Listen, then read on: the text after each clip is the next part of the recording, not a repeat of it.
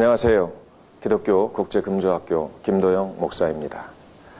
오늘은 여러분들과 함께 절대 금주론에 대해서 같이 말씀을 나눠보기로 하겠습니다. 먼저 성경 몇 절을 여러분들과 함께 나눕니다. 잠언 23장 31절 말씀에 포도주는 붉고 잔에서 번쩍이며 순하게 내려가나니 너는 그것을 보지도 말지어다. 고린도전서 5장 11절 말씀에 이제 내가 너에게 쓴 것은 만일 어떤 형제라 일컫는 자가 음행하거나 탐남하거나 우상 숭배를 하거나 후욕하거나 술 취하거나 토색하거든 사귀지도 말고 그런 자와는 함께 먹지도 말라 함이라. 고린도전서 5장 12절 13절 말씀에 보면 외인들을 판단하는데 내게 무슨 상관이 있으리오마는 교중 사람들이야 너희가 판단치 아니하랴. 외인들은 하나님이 판단하시려니와 이 악한 사람은 너희 중에서 내어 쫓으라. 이렇게 성경에서 분명히 말씀하고 있습니다. 이런 성경 구절들을 우리가 보면 분명히 교회 안에서 절대 금주를 명령하고 계신다는 것을 우리가 확실히 알 수가 있습니다. 성경은 성도들의 음주 행위에 대해서 분명하게 정죄하고 있습니다. 조금씩 마시는 술을 괜찮다가 아니라 아예 보지도 말라고 명령하고 계시는 것입니다. 뿐만 아니라 교중 사람, 사실은 성도들을 말하는 거죠. 교회 안에 있는 사람들. 이런 사람들이 만약 술을 마시거든 함께 사귀지도 말고 먹지도 말라, 함께 하지도 말라, 이런 말씀을 지금 여기서 주고 계십니다. 교인이면서 술을 마시면 한 단계 더 나아가서 거룩한 신앙 공동체에서 출교하라라고까지 말씀을 하고 있습니다. 세상 사람들은 하나님이 판단하시려니와 이 악한 사람은 너희 중에서 내어 쫓으라. 여기 술 취하는 자를 악한 자라 이렇게 분명하게 규정하고 있다고 하는 사실입니다. 그럼 이렇게 여러분들이 혹시 반문할 수 있겠지요. 술 취한 자라고 말했지 술을 마시는 자라고 말하지 않았지 않았느냐. 여러분, 그것은 사오정 같은 반문입니다. 혹시 여러분들이 그렇게 말하고 있는 분이 있다면 저는 이렇게 여러분들에게 반문할 것입니다. 그 앞에서 말씀하시는 것들이 있습니다. 정죄의 단어들로 술 취함만 말씀하시는 것이 아니라 음행하거나 탐남하거나 우상 숭배하거나 또는 후욕하거나 토색하는 것, 이것들도 분명히 술 취하는 것과 같은 선상에 같은 맥락에서 말씀을 하고 있다는 것입니다. 자, 그렇다면 술은 취하지 말고 조금씩 마셔도 된다 이렇게 말씀하시는 분들에게 후욕은 조금 해도 될까요? 우상 숭배 조금 하십시다. 간음을 조금 하거나 토색을 조금 하거나 뭐 이런 것들을 하면 어떨까요? 말도 안 되는 소리지요. 그래서 이 부분은 틀림없이 절대 금주를 명하고 있는 것을 우리들은 볼 수가 있습니다. 특히 다른 성경을 인용하고 싶지 않지만 아직도 깨닫지 못하는 사람들을 위해서 하나님의 법이 얼마나 지엄하신지를 이제 말씀을 드리고자 합니다. 요한일서 3장 15절 말씀 속에서 보면 그 형제를 미워하는 자마다 살인한 자다 이렇게 말씀을 하고 있습니다. 뿐만 아니라 영생이 그 속에 거하지 아니한다 이렇게 말을 합니다. 살인하지 않았습니다. 죽이지 않았습니다. 그런데 형제를 미워하는 자도 이미 살인한 자다 이렇게 성경에서는 규정을 하고 있는 것입니다. 여러분, 어떤 사람들이 만들어낸 그런 법도가 아닙니다. 하나님께서 성령 하나님을 통해서 성령의 감동하심을 입게 한 사람들에게 기록하게 하신 지엄하신 하나님의 명령입니다. 이 명령을 무시하고 살든지 아니면 이 명령을 철저하게 따르며 살든지 여러분들이 오늘 선택해야 할 것입니다.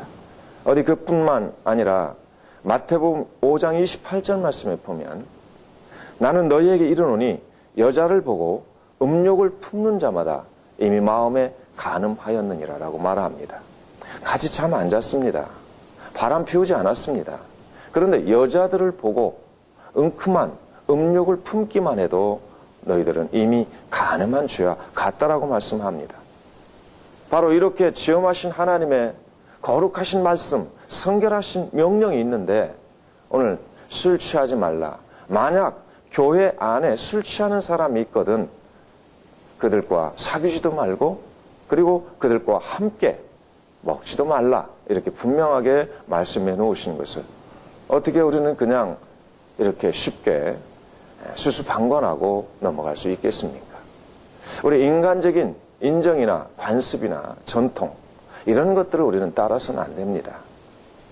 오직 하나님의 말씀으로 살아가야 할 것이 우리 기독교인들이고 하나님의 자녀들입니다.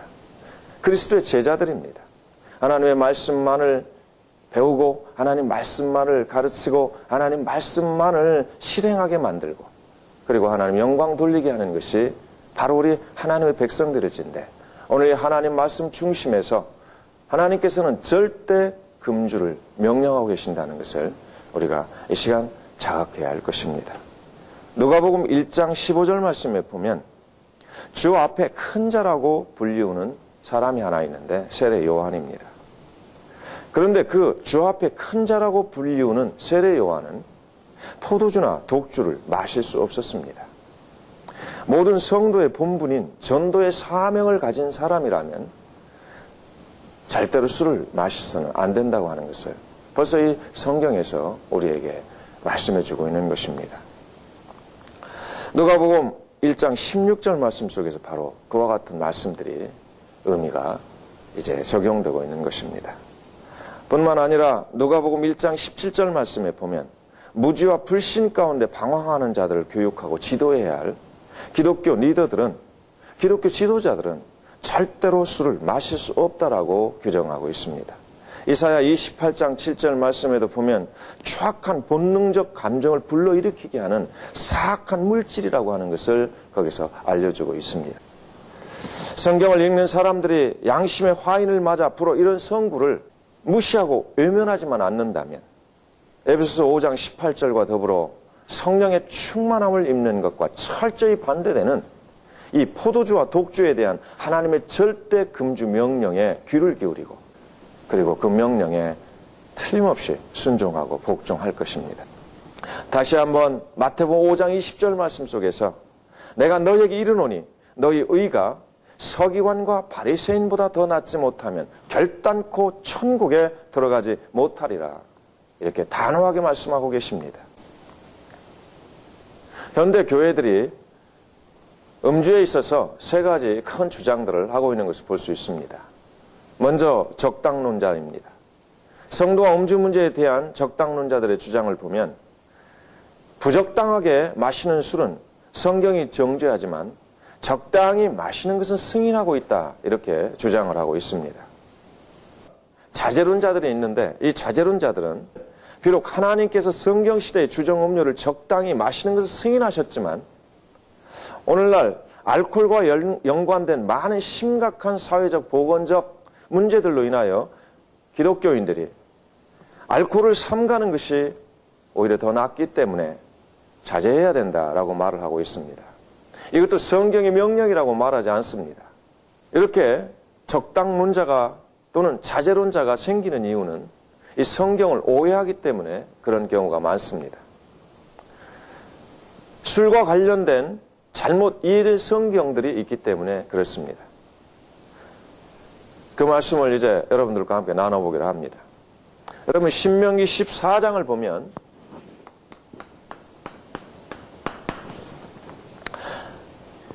26절 말씀에 무릇 내 마음에 좋아하는 것을 그 돈으로 사되 우양이나 포도주나 독주 등 무릇 내 마음에 원하는 것을 구하고 거기 내 하나님 여호와의 앞에서 너와 내 권속이 함께 먹고 즐거워할 것이며 라는 말씀이 나옵니다.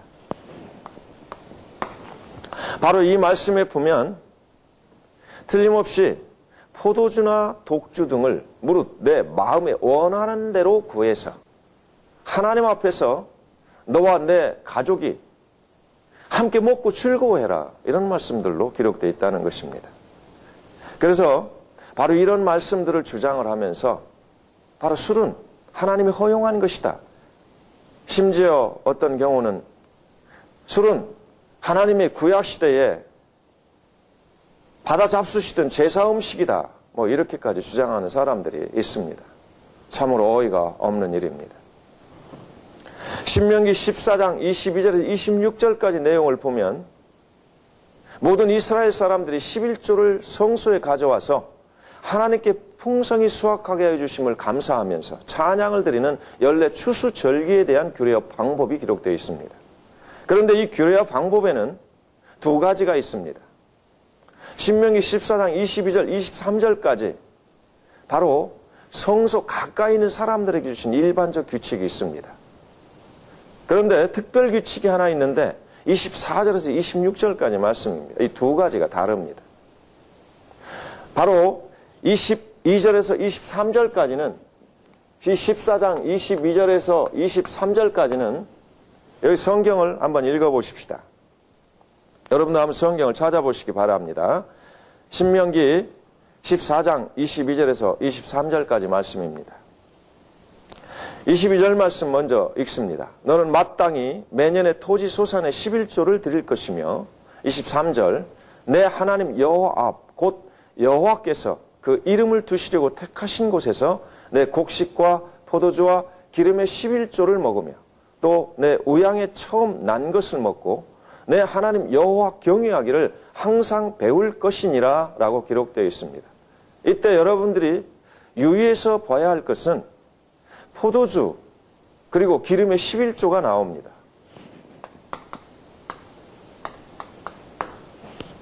포도주와 기름.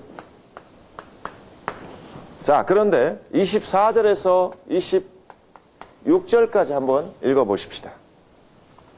24절에서 26절까지 말씀에 보면 24절입니다.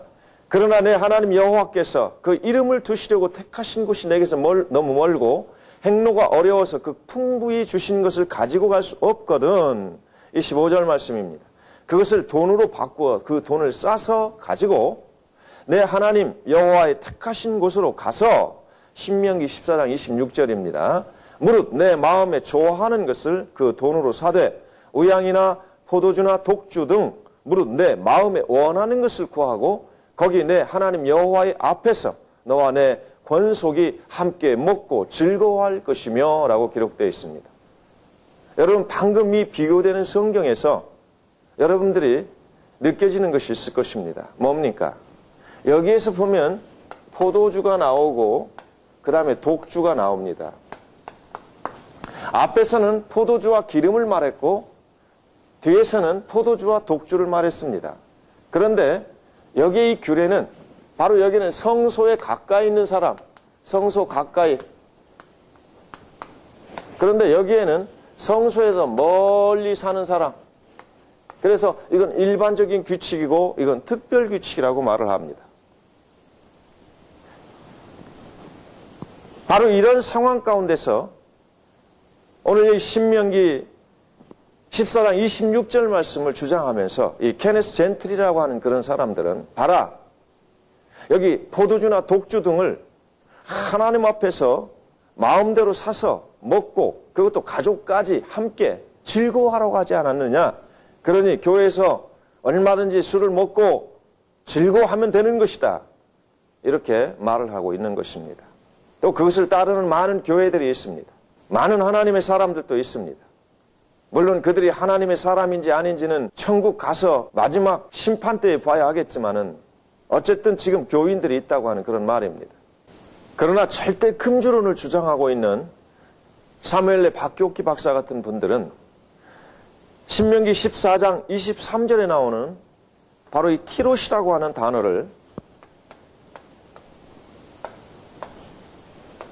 포도즙으로 번역을 합니다. 우리 한글 성경에는 포도주로 나와 있습니다. 이 포도즙에는 전혀 알코올 성분이 없는 그런 포도 음료를 말하고 있는 것입니다. 그걸 말할 때 티롯이라고 말했는데 바로 이 원어 성경에 이 티롯이라는 말로 기록이 되어 있는 것이죠.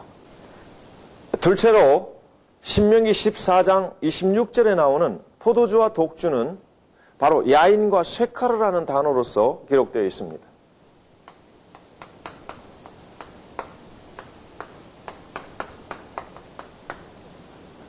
바로 이 포도주, 독주를 말할 때에 포도주는 야인, 독주는 쇠카르라는 말로 이렇게 표현을 하고 있다는 것입니다. 그런데 이 야인이라고 하는 이 단어가 바로 우리 신약 성서에서 나오는 오이노스라는 단어와 같은 용법으로 쓰이고 있는 것을 볼 수 있습니다.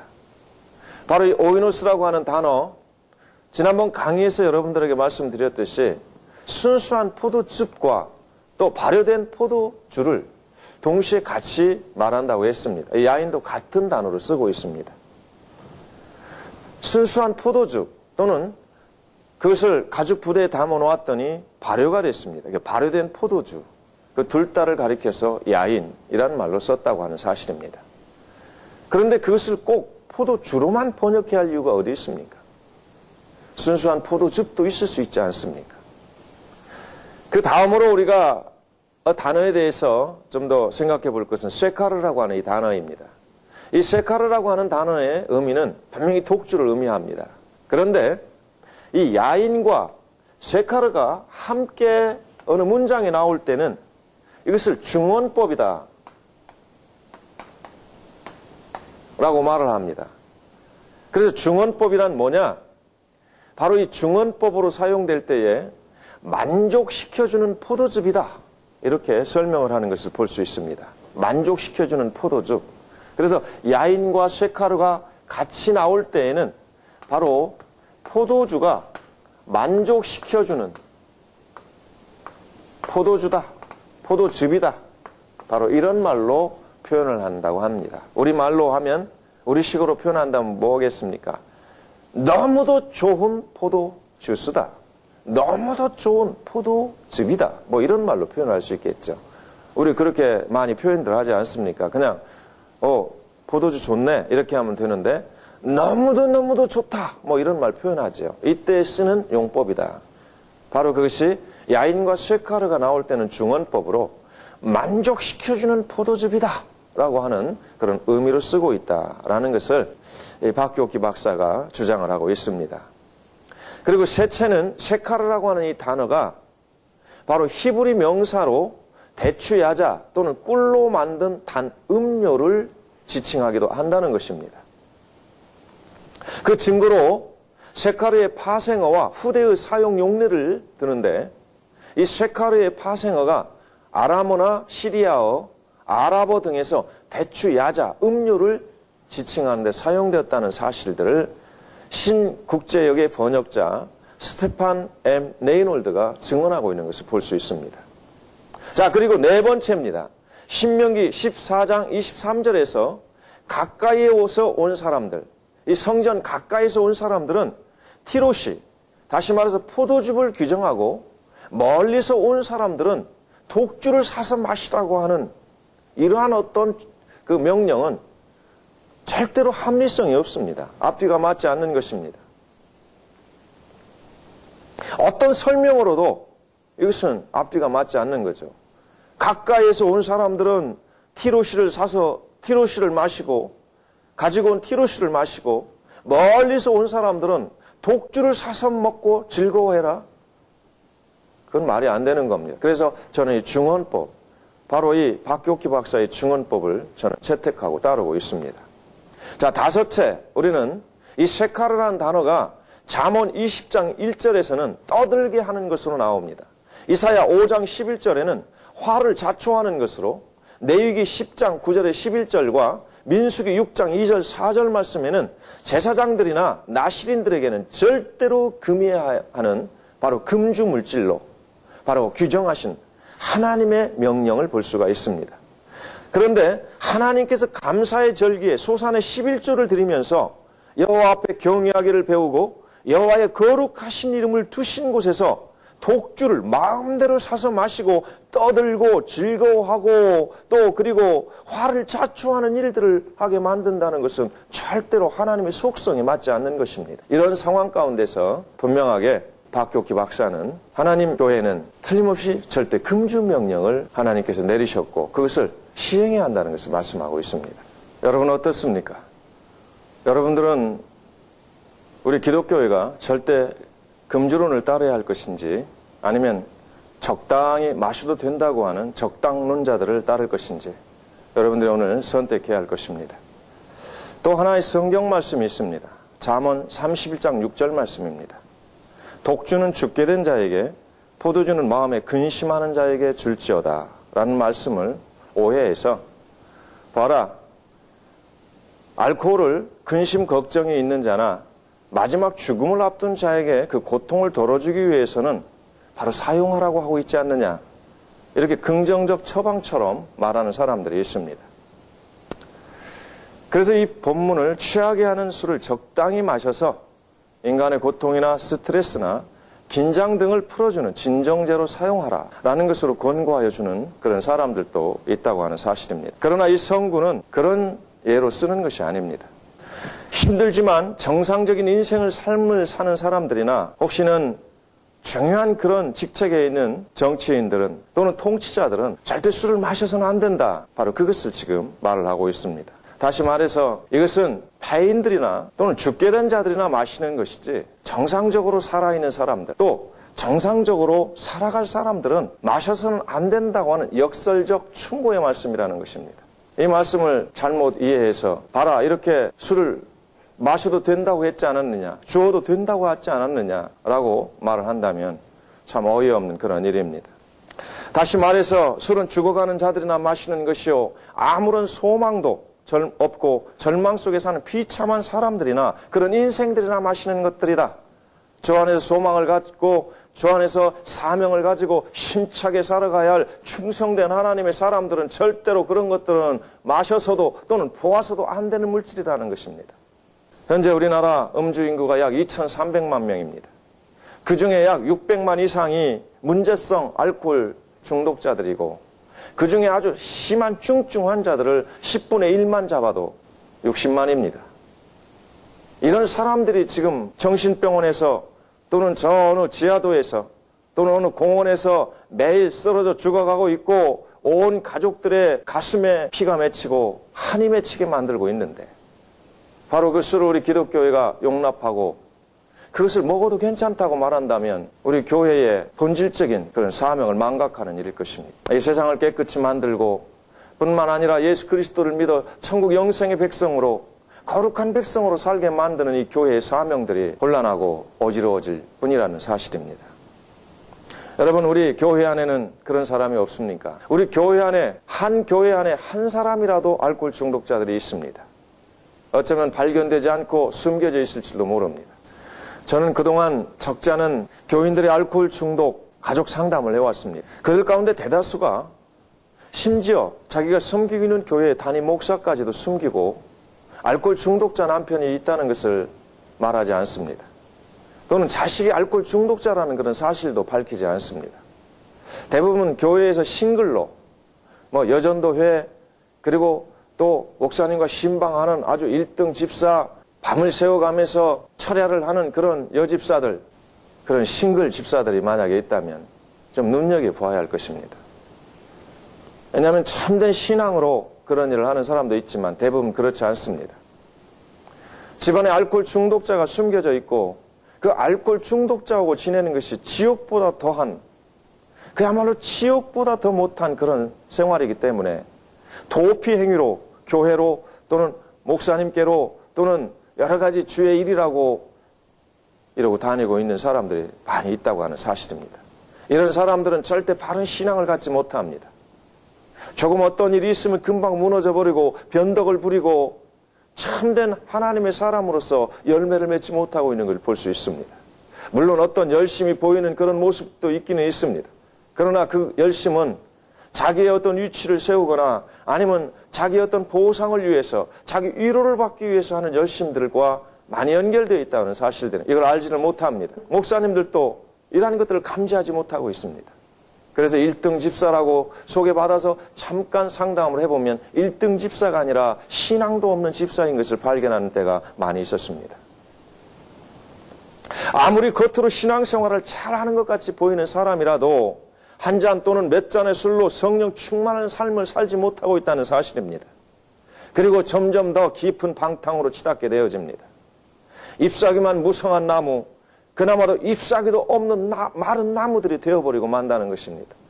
절대로 하나님 앞에 가까이 갈 수 없고 성령의 충만함을 입을 수도 없고 하나님이 원하시는 거룩하고 경건하고 아름다운 삶을 절대로 살 수 없는 것이 이 술 문제입니다. 그런데도 여러분 계속해서 술은 적당히 마셔도 된다 이렇게 말하겠습니까? 오늘 여러분들이 그것을 선택해야 할 것입니다. 저와 우리 집 그리고 우리 교회는 분명하게 금주하며 하나님 주시는 기쁨으로 하나님 주시는 은혜 가운데 충만하게 살 것을 선택했고 지금 그렇게 살아가고 있습니다. 감사합니다.